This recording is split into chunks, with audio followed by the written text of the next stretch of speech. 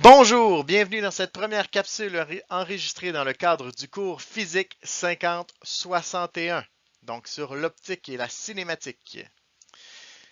Si vous n'avez pas encore consulté la vidéo de présentation, je vous invite à le faire avant de poursuivre. Le lien de cette vidéo se retrouve dans la description en bas. Aujourd'hui, on parle du concept le plus simple au monde, le premier concept que nous avons vu au moment de notre naissance, mais sur lequel les plus grands scientifiques de ce monde s'interrogent encore, soit la lumière.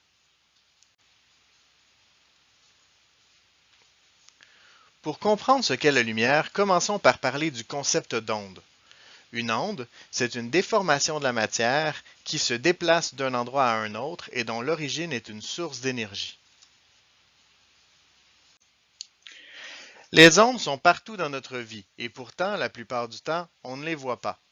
On n'a qu'à penser aux ondes radio, aux ondes émises par un téléphone cellulaire ou un satellite, ou même aux ondes sonores qui parviennent en ce moment même à vos oreilles.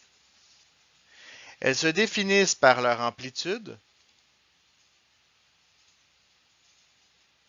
soit le déplacement maximal d'un point par rapport au repos, par leur longueur d'onde, soit la distance entre deux crêtes, leur fréquence, soit le nombre d'oscillations par seconde, et leur vitesse de propagation. Comme je l'ai dit plus tôt, la majorité des ondes ne sont pas visibles à l'œil nu. Si on prend par exemple le spectre électromagnétique qui correspond à l'ensemble des ondes qui peuvent voyager dans le vide, la lumière visible, qui correspond aux couleurs que nous voyons, n'est qu'une infime partie de ce spectre, donc une toute petite partie. En fait, ce qui distingue les différentes ondes et les différentes couleurs qui forment la lumière, ce sont les propriétés de fréquence et de longueur d'onde de cette même lumière. Ainsi, comme vous le voyez dans ce tableau, à chaque couleur est attribuée une fréquence et une longueur d'onde relativement précises. Le rouge, par exemple, a une longueur d'onde beaucoup plus grande, mais une fréquence beaucoup plus petite, contrairement au violet qui a une plus grande fréquence, donc plus d'ondes par seconde, mais qui a une longueur d'onde plus courte. C'est donc cette fréquence et cette longueur d'onde qui nous permet de percevoir l'onde comme étant une couleur différente. Lorsque nous étudions la propagation de la lumière, il y a deux façons de se représenter cette propagation. La première s'appelle le front d'onde. Ça ressemble à une pierre qu'on lance dans un lac. Donc, ce sont des cercles qui ont le même centre, soit la source de lumière, et qui s'éloignent de cette source. La deuxième, c'est ce que nous appellerons les rayons lumineux. Ce que nous remarquons au niveau des rayons lumineux, c'est qu'ils sont toujours perpendiculaires au front d'onde. Nous remarquons aussi que plus les rayons lumineux s'éloignent de la source de lumière, moins ils sont denses, ce qui signifie que plus on s'éloigne d'une source de lumière, moins en fait nous percevrons cette lumière.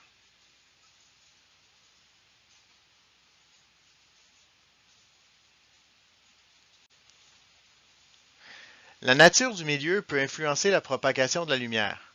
Par exemple, un milieu opaque ne laissera pas passer la lumière. Les mêmes rayons pourront passer au travers un milieu translucide. Nous verrons alors une image. Et elle passera beaucoup plus facilement à travers un milieu transparent. Un milieu qui reçoit la lumière va donc avoir une influence indiscutable sur la lumière elle-même. Elle peut absorber la lumière.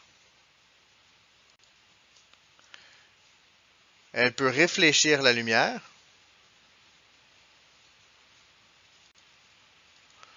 Ou elle peut transmettre la lumière, dans le cas d'un corps qui serait transparent ou translucide, par exemple.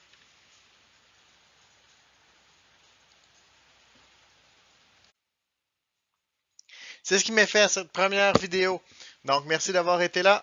Je vous invite à consulter l'ensemble des vidéos après chaque chapitre, question d'avoir une représentation plus visuelle de la matière. Vous êtes maintenant les experts en ce qui concerne ce premier chapitre.